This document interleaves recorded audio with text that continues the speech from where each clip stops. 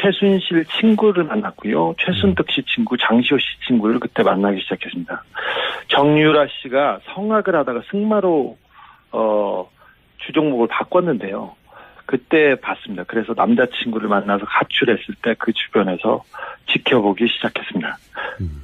최순실 씨의 존재를 인정이 된 거는 2007년, 2008년 정도부터고, 정유라 씨는 어린 시절부터 가까이서 지켜봤다는 거죠, 말하자면. 네.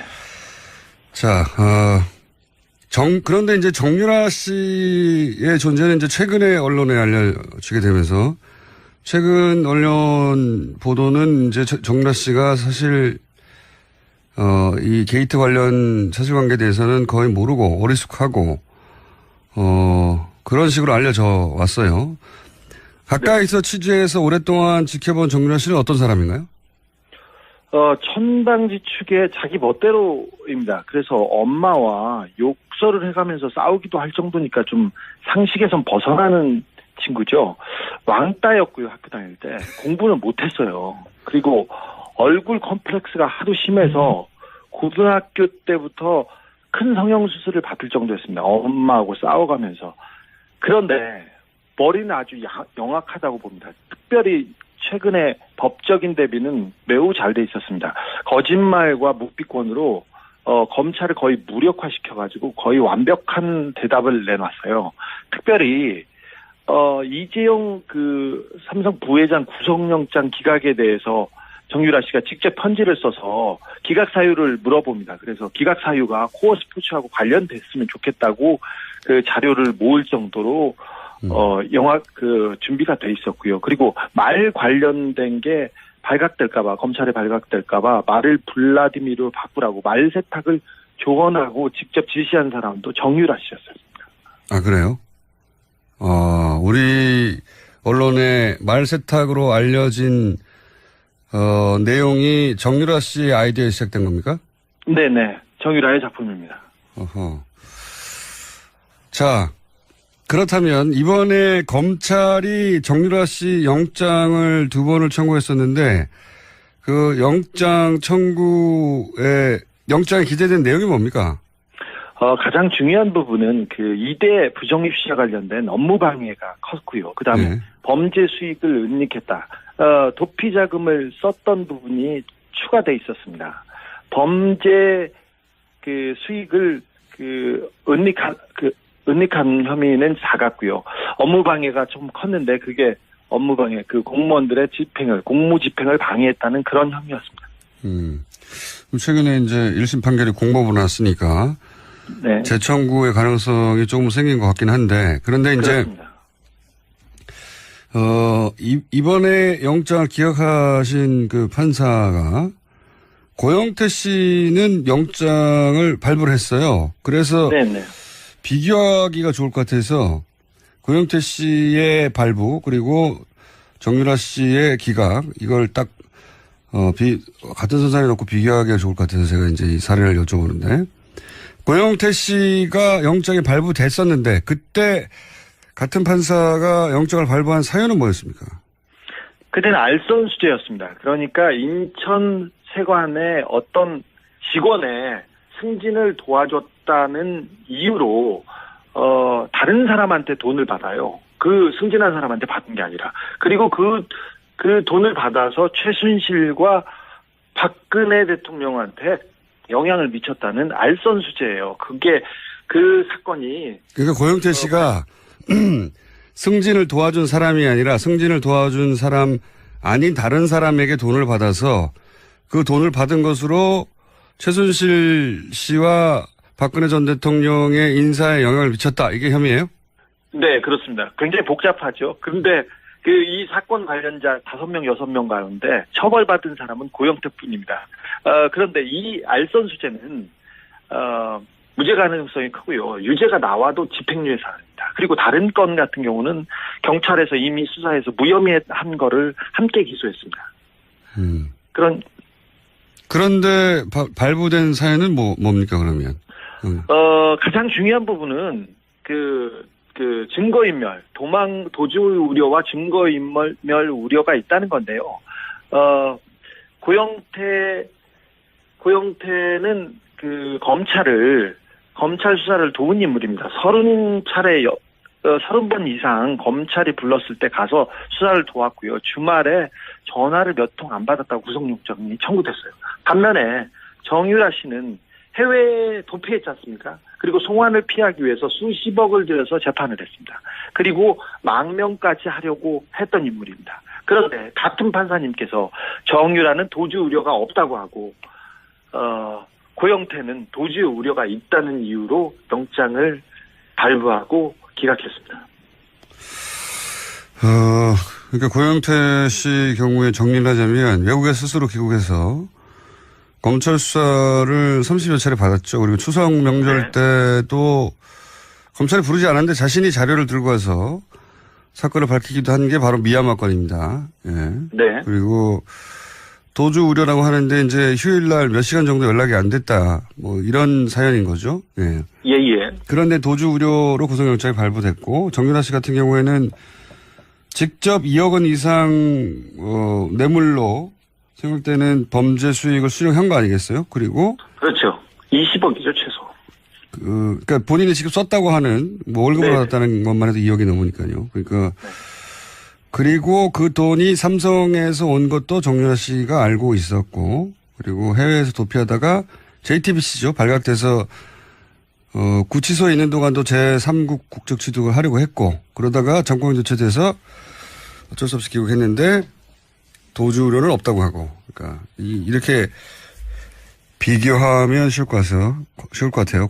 고영태 씨와 정유라 씨가 한 사람은 왜 구속되고 한 사람은 왜 기각됐냐 형평에 맞지 않느냐 이런 의문을 가질 수 있는데 그럼 정유라 씨 영장이 두 번째 청구됐을 때 발부될 거라고 예상했었습니까?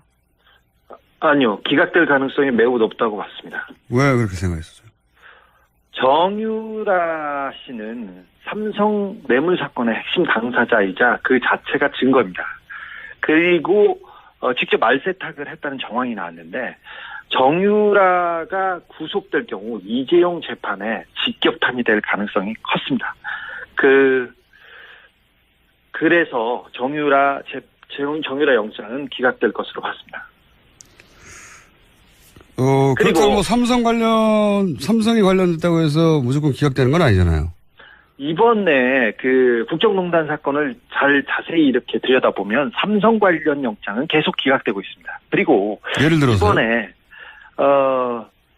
예를 들어서 승마협회 회장으로 독일로 날아가서 정유라를 직접 지원했던 박상진 사장 있지 않습니까? 이 사건을 모두 다 알고 있는 박상진 사장이 삼성전자 영장이 기각됐고요. 그다음에 이재용 부회장 주변에 통화 내용 수사를 위해서 통신영장이 청구됐었는데 거의 대부분 기각됐습니다. 그리고 이재용 구속을 앞두고 고위 검사와 우병우 전 수석의 통화 내역 조사도 영장 기각으로 막혔습니다. 통신영장은 대개 수사를 위해서 내주는데 삼성 관련해서는 기각되고 있습니다.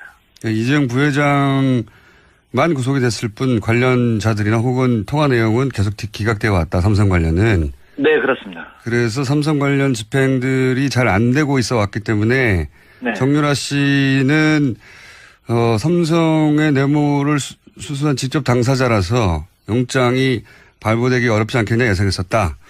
네, 그리고 이번에 영장 판사가 판사의 동생이 삼성 관계사에서 고위직으로 있었습니다. 그것도 변수 중에 하나라고 저는 보고 있습니다. 아, 그래요? 예. 근데 삼성이 뭐 워낙 큰 회사라서 많은 사람들이 근무하기 때문에 삼성의 동생이 일하고 있다는 것만으로도 직접 관련성을 찾기 어렵지 않습니까? 그런데 그 동생이 삼성전자 전략기획실에서 이재용 재판을 담당하는데 대비하는데 핵심 역할을 하고 있습니다. 그리고 삼성이 지금 전방위로 뛰고 있는데 거기에 컨트롤 타워에 이 영장 판사의 동생이 있습니다. 그거는 의심이 올만하네요. 네. 지금 그러니까 두 번째 영장을 기각한 판사의 동생이 하필 삼성전자에 하필 전략기획팀에 하필 이재용 부회장 사건을 담당하는 부서에 있다는 거죠? 그렇습니다. 그래서 이재용 재판, 그러니까 삼성 재판의 핵심 당사자를 삼성과 관련 있는 사람의 형이 판결을 한다, 재판을 한다, 이게 좀 이해가 되지 않는데 그래서 공보판사 법원에 물어봤습니다. 그런데 워낙 광범위한 사건이고 그렇게 또 영향을 미치거나 그러진 않을 거라고 이렇게 원론적인 대답을 내놨습니다. 뭐 의심을 가질 만한 연결고리긴 하네요. 하필이면 그 해당 회사의 해당 부처의 해당 업무 관련자라면 네 동생이 그렇다는 얘기는 또 처음 들어보네요. 알겠습니다. 그럼 만약에 이제 지금 전체적인 의구심은 정유라 씨가 영장이 발부되지 않았던 것은 이것이 하필이면 정유라 씨 구속이 이재용 부회장 뇌물죄 입증에 굉장히 중요한 역할을 할 것이기 때문이다. 할 것이기 때문이다. 이렇게 해석한 거잖아요. 그럼 만약에 정유라 씨가 실제 구속이 된다면 이재용 부회장 뇌물죄 입증이 훨씬 용이해지는 겁니까? 그렇습니다. 하필이면 삼성이 정유라 씨 영장과 관련된 그 즈음에 언론 플레이를 가장 세게 합니다. 이번에 영장 실질 심사를 앞두고도 정유라한테 지원한 말을 삼성이 지원했다는 말을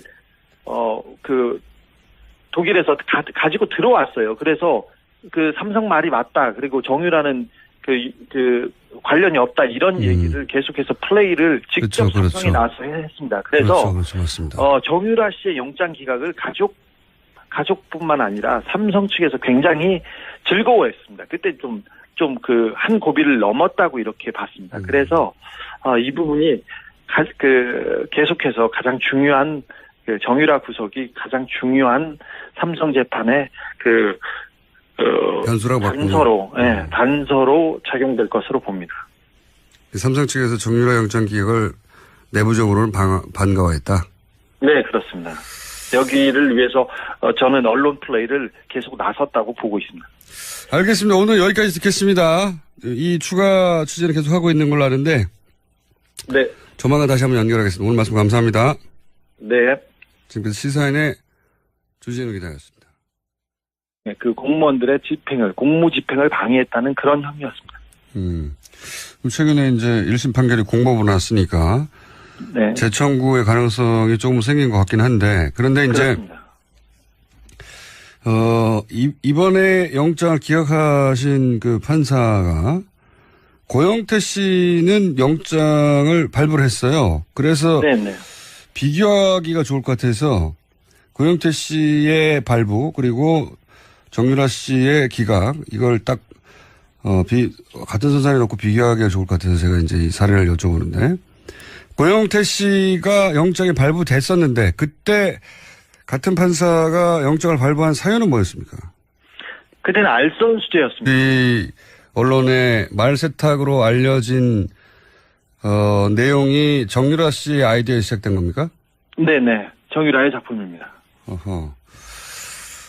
자, 그렇다면 이번에 검찰이 정유라 씨 영장을 2번을 청구했었는데 그 영장 청구에 영장에 기재된 내용이 뭡니까? 가장 중요한 부분은 이대 부정입시와 관련된 업무 방해가 컸고요. 그 다음에 네. 범죄 수익을 은닉했다. 도피 자금을 썼던 부분이 추가돼 있었습니다. 범죄 수익을 은닉한 혐의는 작았고요. 업무 방해가 좀 컸는데 그게 업무 방해서. 그런데 머리는 아주 영악하다고 봅니다. 특별히 최근에 법적인 대비는 매우 잘 돼 있었습니다. 거짓말과 묵비권으로 검찰을 거의 무력화시켜가지고 거의 완벽한 대답을 내놨어요. 특별히 이재용 삼성 부회장 구속영장 기각에 대해서 정유라 씨가 직접 편지를 써서 기각 사유를 물어봅니다. 그래서 기각 사유가 코어 스포츠하고 관련됐으면 좋겠다고 그 자료를 모을 정도로 영화 준비가 돼 있었고요. 그리고 말 관련된 게 발각될까봐, 검찰에 발각될까봐 말을 블라디미르로 바꾸라고 말 세탁을 조언하고 직접 지시한 사람도 정유라 씨였습니다. 아, 그래요? 우리 최순실 씨 관련 취재는 언제부터 했습니까? 2007년, 8년 유경재단 폭력 사건이 있었는데요. 그 배후에도 최순실이 있다고 봤습니다. 그때부터 시작했습니다. 최순실 친구를 만났고요. 최순득 씨 친구, 장시호 씨 친구를 그때 만나기 시작했습니다. 정유라 씨가 성악을 하다가 승마로 주종목을 바꿨는데요. 그때 봤습니다. 그래서 남자친구를 만나서 가출했을 때 그 주변에서 지켜보기 시작했습니다.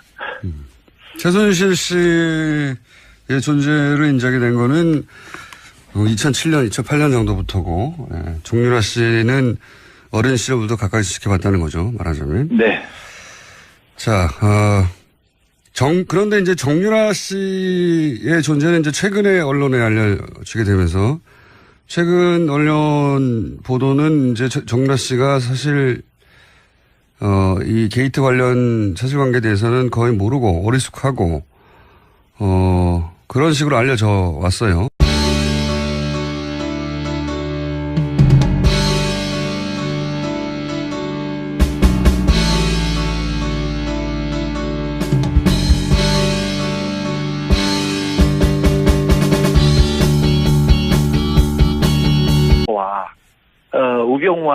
우병우 그 전 수석의 통화 내역 조사도 영장 기각으로 막혔습니다. 통신영장은 대개 수사를 위해서 내주는데 삼성 관련해서는 기각되고 있습니다.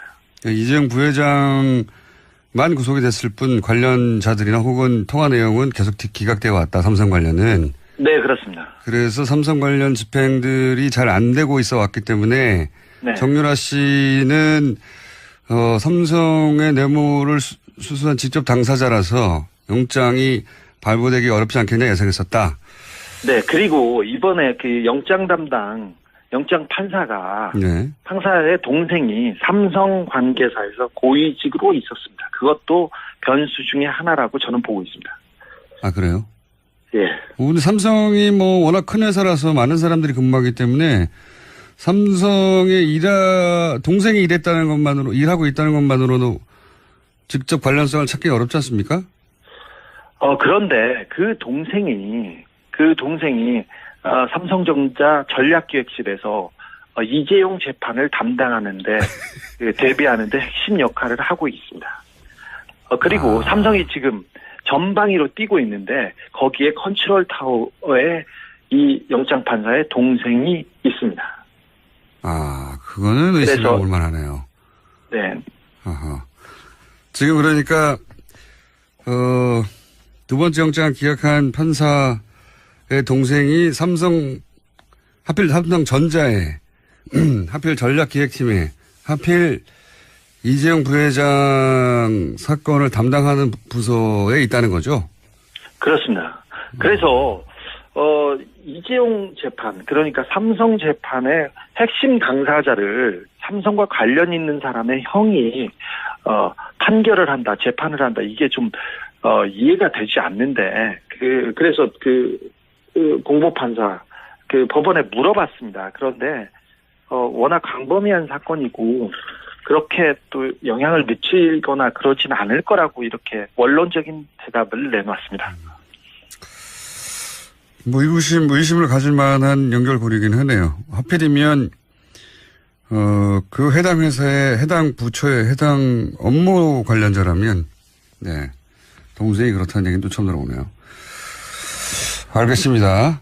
그럼 만약에 이제 지금 전체적인 의구심은 정유라 씨가 영장이 발부되지 않았던 것은 이것이 하필이면 정유라 씨 구속이 이재용 부회장 뇌물죄 입증에 굉장히 중요한 역할을 할 것이기 때문이다. 할 것이기 때문이다. 이렇게 해석한 거잖아요. 그럼 만약에 정유라 씨가 실제 구속이 된다면 이재용 부회장 뇌물죄 입증이 훨씬 용이해지는 겁니까? 그렇습니다. 그렇습니다. 하필이면 삼성이 정유라 씨 영장과 관련된 그 즈음에 그 즈음에 언론 플레이를 가장 세게 합니다. 이번에 영장 실질 심사를 앞두고도 정유라한테 지원한 말을 삼성이 지원했다는 말을 독일에서 가지고 들어왔어요. 그래서 삼성 말이 맞다. 그리고 정유라는 관련이 없다. 이런 얘기를 계속해서 플레이를 직접 그렇죠. 삼성이 나와서 했습니다. 그래서 그렇죠. 맞습니다. 정유라 씨의 영장 기각을 가족뿐만 아니라 삼성 측에서 굉장히 즐거워했습니다. 그때 한 고비를 넘었다고 이렇게 봤습니다. 그래서 이 부분이 계속해서 가장 중요한 정유라 구속이 가장 중요한 삼성 재판의 단서로 작용될 것으로 봅니다. 삼성 측에서 정유라 영장 기각을 내부적으로는 반가워했다. 네, 그렇습니다. 여기를 위해서 저는 언론 플레이를 계속 나섰다고 보고 있습니다. 알겠습니다. 오늘 여기까지 듣겠습니다. 이 추가 취재는 계속 하고 있는 걸로 아는데 네. 조만간 다시 한번 연결하겠습니다. 오늘 말씀 감사합니다. 네. 지금까지 시사인의 주진우 기자였습니다. 네, 공무원들의 공무 집행을 방해했다는 그런 혐의였습니다. 최근에 이제 1심 판결이 공법으로 났으니까 네. 재청구의 가능성이 조금 생긴 것 같긴 한데 그런데 이제 그렇습니다.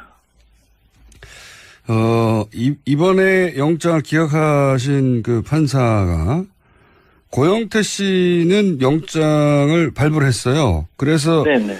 비교하기가 좋을 것 같아서 고영태 씨의 발부 그리고 정유라 씨의 기각 이걸 딱 같은 선상에 놓고 비교하기가 좋을 것 같아서 제가 이제 이 사례를 여쭤보는데 고영태 씨가 영장이 발부됐었는데 그때 같은 판사가 영장을 발부한 사유는 뭐였습니까? 그때는 알선수재였습니다. 이 언론에 말세탁으로 알려진 내용이 정유라 씨의 아이디어에 시작된 겁니다. 우려가 있다는 이유로 영장을 발부하고 기각했습니다.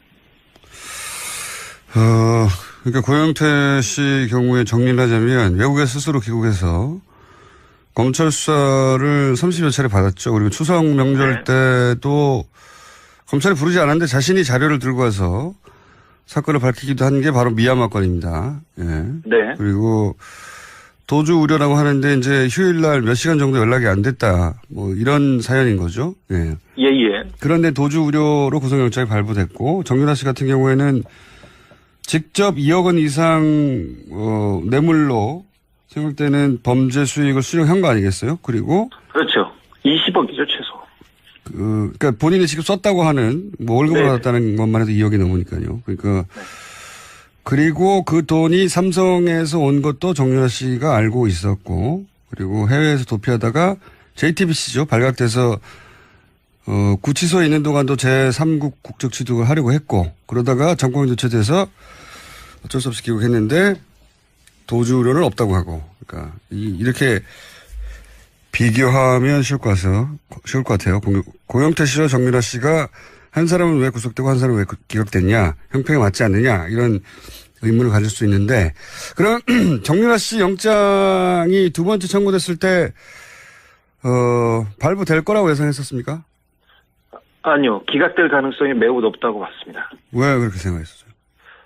정유라 씨는 삼성 뇌물 사건의 핵심 당사자이자 그 자체가 증거입니다.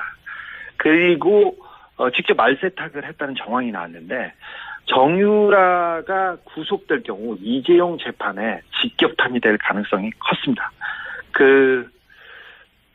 그래서 정유라 영장은 기각될 것으로 봤습니다. 그렇다고 뭐 삼성이 관련됐다고 해서 무조건 기각되는 건 아니잖아요.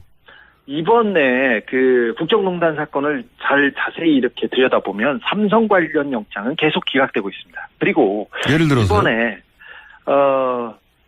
예를 들어서 승마협회 회장으로 독일로 날아가서 정유라를 직접 지원했던 박상진 사장 있지 않습니까? 이 사건을 모두 다 알고 있는 박상진 사장이 삼성전자 영장이 기각됐고요. 그다음에 이재용 부회장 주변에 통화 내용 수사를 위해서 통신영장이 청구됐었는데 거의 대부분 기각됐습니다.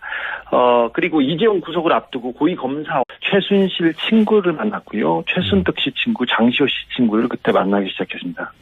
정유라 씨가 성악을 하다가 승마로 주종목을 바꿨는데요. 그때 봤습니다. 그래서 남자친구를 만나서 가출했을 때 그 주변에서 지켜보기 시작했습니다. 최순실 씨의 존재를 인정이 된 거는 2007년, 2008년 정도부터고, 정유라 씨는 어린 시절부터 가까이서 지켜봤다는 거죠, 말하자면. 네. 자, 그런데 이제 정유라 씨의 존재는 이제 최근에 언론에 알려지게 되면서, 최근 언론 보도는 이제 정유라 씨가 사실, 이 게이트 관련 사실관계에 대해서는 거의 모르고 어리숙하고, 그런 식으로 알려져 왔어요. 가까이서 취재해서 오랫동안 지켜본 정유라 씨는 어떤 사람인가요? 천방지축의 자기 멋대로입니다. 그래서 엄마와 욕설을 해가면서 싸우기도 할 정도니까 좀 상식에선 벗어나는 친구죠. 왕따였고요, 학교 다닐 때. 공부는 못했어요. 그리고 얼굴 컴플렉스가 하도 심해서 고등학교 때부터 큰 성형수술을 받을 정도였습니다. 엄마하고 싸워가면서. 그런데 머리는 아주 영악하다고 봅니다. 특별히 최근에 법적인 대비는 매우 잘 돼 있었습니다. 거짓말과 묵비권으로 검찰을 거의 무력화시켜가지고 거의 완벽한 대답을 내놨어요. 특별히 이재용 삼성 부회장 구속영장 기각에 대해서 정유라 씨가 직접 편지를 써서 기각 사유를 물어봅니다. 그래서 기각 사유가 코어 스포츠하고 관련됐으면 좋겠다고 그 자료를 모을 정도로 준비가 돼 있었고요. 그리고 말 관련된 게 발각될까봐, 검찰에 발각될까봐 말을 블라디미르로 바꾸라고 말 세탁을 조언하고 직접 지시한 사람도 정유라 씨였습니다. 아, 그래요? 우리 언론에 말 세탁으로 알려진, 내용이 정유라 씨의 아이디어에 시작된 겁니까? 네네. 정유라의 작품입니다. 어허. 자. 그렇다면 이번에 검찰이 정유라 씨 영장을 2번을 청구했었는데 그 영장 청구에 영장에 기재된 내용이 뭡니까? 가장 중요한 부분은 그 2대 부정입시와 관련된 업무 방해가 컸고요. 그다음에 범죄 수익을 은닉했다. 도피 자금을 썼던 부분이 추가돼 있었습니다. 범죄 수익을 은닉한 혐의는 작았고요. 업무방해가 좀 컸는데 그게 업무방해, 공무원들의 공무 집행을 방해했다는 그런 혐의였습니다. 최근에 이제 1심 판결이 공법으로 났으니까 네. 재청구의 가능성이 조금 생긴 것 같긴 한데 그런데 그렇습니다. 이제 이번에 영장을 기각하신 그 판사가 고영태 씨는 영장을 발부를 했어요. 그래서 네네. 비교하기가 좋을 것 같아서 고영태 씨의 발부 그리고 정유라 씨의 기각 이걸 딱 같은 선상에 놓고 비교하기가 좋을 것 같아서 제가 이제 이 사례를 여쭤보는데 고영태 씨가 영장이 발부됐었는데 그때 같은 판사가 영장을 발부한 사유는 뭐였습니까? 그때는 알선 수재였습니다. 그러니까 인천 세관의 어떤 직원의 승진을 도와줬다는 이유로 다른 사람한테 돈을 받아요. 그 승진한 사람한테 받은 게 아니라. 그리고 그 돈을 받아서 최순실과 박근혜 대통령한테 영향을 미쳤다는 알선 수재예요. 그게 그 사건이. 그러니까 고영태 씨가 승진을 도와준 사람이 아니라 승진을 도와준 사람 아닌 다른 사람에게 돈을 받아서 그 돈을 받은 것으로 최순실 씨와 박근혜 전 대통령의 인사에 영향을 미쳤다. 이게 혐의예요? 네, 그렇습니다. 굉장히 복잡하죠. 그런데 이 사건 관련자 5명, 6명 가운데 처벌받은 사람은 고영태뿐입니다.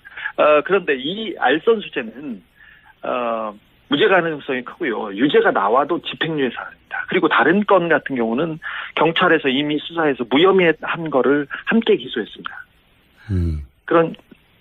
그런데 발부된 사연은 뭡니까 그러면?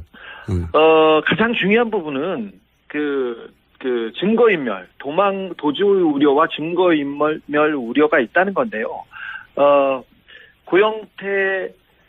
고영태는 그 검찰 수사를 도운 인물입니다. 30번 이상 검찰이 불렀을 때 가서 수사를 도왔고요. 주말에 전화를 몇 통 안 받았다고 구속영장이 청구됐어요. 반면에 정유라 씨는 해외에 도피했지 않습니까? 그리고 송환을 피하기 위해서 수십억을 들여서 재판을 했습니다. 그리고 망명까지 하려고 했던 인물입니다. 그런데 같은 판사님께서 정유라는 도주 우려가 없다고 하고 고영태는 도주